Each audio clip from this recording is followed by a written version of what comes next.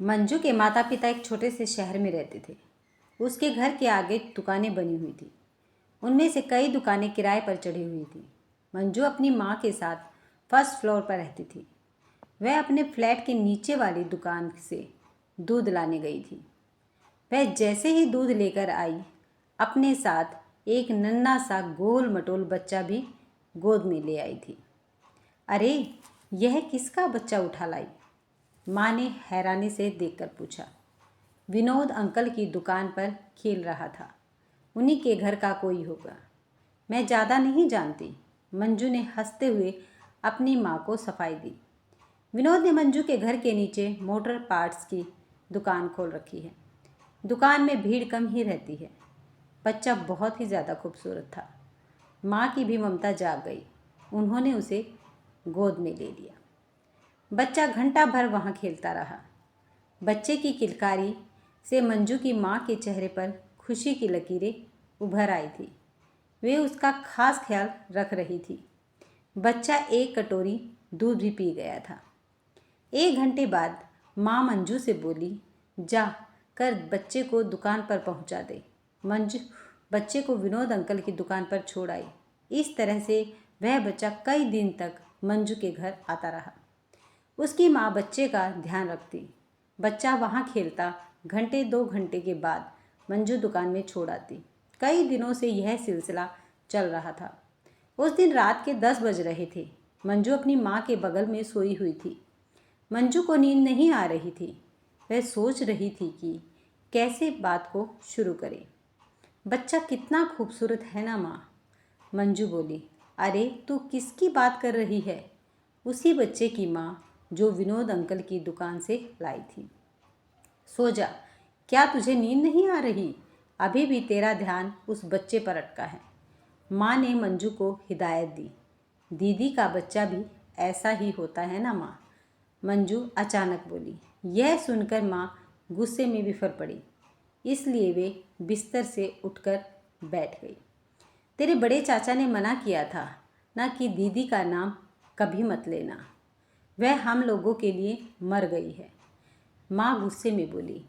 अब तक मंजू भी चादर फेंक कर उठकर बैठ गई थी और बोली, मानती हूँ कि दीदी हम लोगों के लिए मर गई है, लेकिन सचमुच में तो नहीं मरी है ना? उसने माँ से सवाल किया। माँ के पास कोई जवाब नहीं था। वे मंजू का मुंह ताकती रह गई। मंजू का दिल तेजी से धड़क रहा था। वह सोच नहीं पा रही थी कि जो कहने वाली है उसका नतीजा क्या होने वाला है। अपना दिल मजबूत करके वह माँ से बोली, माँ, वह जो बच्चा रोज आ रहा है ना, वह अपनी दीदी का ही बच्चा है। तुम उसकी नानी हो और वह तुम्हारा नाती है। तुम्हारी अपनी बेटी का बेटा है। मंजू हिम्मत करके सब कुछ एक ही सांस में बोल गई। माँ को यह सुनकर ऐसा लगा जैसे वे आसमान से ज़मीन पर गिर गई। वे कुछ भी नहीं बोल पा रही थी, सिर्फ मंजू को देखे जा रही थी। मंजू अपनी माँ के चेहरे के भाव को पढ़ने की कोशिश कर रही थी। माँ पुरानी यादों में खोने लगी थी। 3 साल पहले की घटी हुई वह घटना। उनकी बड़ी बेटी सोनी कॉलेज में पढ़ती थी। कॉलेज आते जाते वह अमर डिसूजा नाम के एक ईसाई लड़के के इश्क में पड़ गई थी। अमर बहुत ही ज़्यादा खूबसूरत था। वह सोनी से बहुत प्यार करता था। दोनों घंटों एक दूसरे से मोबाइल पर बात किया करते थे। सोनी उसके प्यार में पागल हो गई थी। उसे इस बात का कहाँ ध्यान रहा कि वह एक हिंदू ब्राह्मण परिवार से ताल्लुक़ रखती है, जबकि अमर एक ईसाई परिवार से था। जैसे ही सोनी के बड़े चाचा और उसके पिता को मालूम हुआ, सोनी को काफ़ी भला बुरा सुनना पड़ा था। घर के लोगों के साथ साथ बाहर के लोगों ने भी उसे खूब जलील किया था। लोग यही कह रहे थे कि सोनी को कोई हिंदू लड़का नहीं मिला था, उसने अपना धर्म भ्रष्ट कर दिया। इसलिए उसके बड़े चाचा ने उसे घर से बाहर निकलने से मना कर दिया था। अमर से भी दूर रहने की हिदायत दे दी थी। उसके चाचा ने चेतावनी दी थी, अब से तुम्हारी पढ़ाई लिखाई बंद रहेगी। बहुत हो गया पढ़ना लिखना। सोनी की शादी की तैयारी ज़ोर शोर से चल रही थी। कई जगह लड़के देखे जा रहे थे, लेकिन वह पढ़ना चाहती थी। उसने अपनी माँ और अपने पिता से काफ़ी गुजारिश की थी। कुछ दिन बाद उसके पिता ने सिर्फ कॉलेज में एडमिशन लेने और फॉर्म भरने की इजाज़त दी थी। धीरे धीरे सोनी कॉलेज आने जाने लगी थी। एक दिन अचानक थाने से खबर आई कि सोनी अमर के साथ थाने में पहुंच गई है। दोनों ने एक दूसरे से प्यार करने की बात स्वीकार कर ली है। सोनी 18 साल की हो चुकी थी और अमर भी 21 साल का था। दोनों की पहले से ही गुपचुप तरीके से शादी करने की तैयारियां चल रही थी। वे सिर्फ बालिग होने का इंतज़ार कर रहे थे। सोनी के बड़े चाचा और उसके पिता ने शादी रुकवाने की कई तरह से कोशिश की, लेकिन वे ऐसा नहीं कर पाए।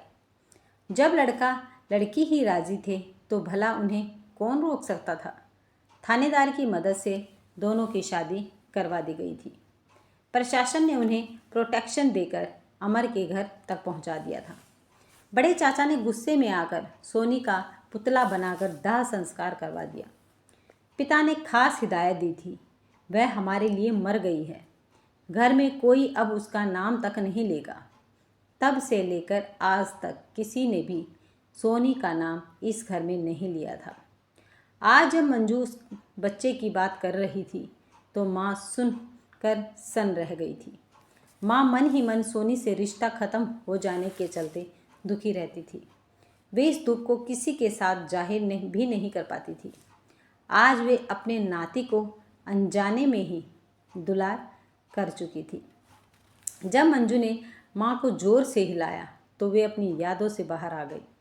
ऐसा तूने क्यों किया मंजू? माँ गुस्से में बोली। तुम दीदी के जाने के बाद क्या कभी उन्हें भुला पाई हो माँ? अपने दिल पर हाथ रखकर सच बताना। माँ के चेहरे पर बेचैनी देखी जा सकती थी। उनके पास कोई जवाब नहीं था, जैसे वे सच का सामना कर ही नहीं सकती थी। वे मंजू से नज़रें नहीं मिला पा रही थी। ऐसा लग रहा था जैसे उनकी चोरी पकड़ी गई हो। चोरी पकड़ने वाला कोई और नहीं बल्कि उनकी अपनी बेटी ही थी। यह तो सच था कि जब से सोनी चली गई थी माँ दुखी थी। वे कैसे जिंदा बेटी को मरा मान सकती थी। उसे जितना भी भुलाने की कोशिश की थी वे अपनी बेटी की यादों में खो जाती थी। उन्होंने अपनी दोनों बेटियों को खूब प्यार दिया था। बड़ी बेटी के गम में पिता उदास रहने लगे थे। कुछ दिन बाद उन्हें दिल का दौरा पड़ा और वे चल बसे। तब से माँ अकेली हो गई थी। वे चाहती थी कि किसी तरह मंजू की भी शादी हो जाए। मंजू, तुम कब से यह सब जानती हो? माँ ने सवाल किया। एक दिन अचानक दीदी बाज़ार में मिल गई थी। दीदी ने मुझसे नज़रें फेर ली थी, लेकिन मैंने ही उनका पीछा किया था। बात करने पर उन्हें मजबूर कर दिया था। वे कहने लगी थी कि मैं तो तुम्हारे लिए मर गई हूँ। मैंने उन्हें बहुत समझाया, तब जाकर वे बात करने के लिए तैयार हुई थी। दीदी भी यह जानकर बहुत दुखी थी कि अब सबने उन्हें मरा समझ लिया है। दीदी के गम में पिताजी नहीं रहे। उन्हें यह जानकर काफ़ी दुख हुआ, लेकिन मैंने उन्हें बताया कि यह सब बड़े चाचा का किया धरा है। पिताजी तो उनकी हाँ में हाँ मिलाते रहे। माँ तो कुछ समझ ही नहीं पाई थी। वे आज भी आपके लिए दुखी रहती हैं। यह सुनकर दीदी रोने लगी थी। वे आपको बहुत याद करती हैं। मैं उनसे लगातार फ़ोन पर बातचीत करती रहती हूँ। तभी मैं जान पाई थी कि दीदी को एक बच्चा हुआ है और यह मेरी ही योजना थी कि किसी तरह से आपको और दीदी को मिला दूँ। दीदी का बच्चा उनका देवर लेकर आता है। वह विनोद अंकल की दुकान पर सेल्समैन है। माँ मंजू के सिर पर हाथ फेरने लगी। उनकी आंखों से आंसू बहने लगे। ऐसा लग रहा था दिल का बोझ आंखों से बाहर निकल रहा था। मंजू अपनी माँ से आज ये सब बातें करके हल्का महसूस कर रही थी। वह बहुत खुश थी। रात के 11 बज गए, इसलिए वह अपनी दीदी को परेशान नहीं करना चाहती थी, वरना यह खुशखबरी दीदी तक अभी पहुंचा देती। वह बहुत खुश थी कि अब उसकी दीदी माँ से बात कर सकेगी। अब उसके घर में एक नन्हा बच्चा खेलेगा। वह सालों से 2 परिवारों में आई दरार को ख़त्म करने में कामयाब हो गई थी।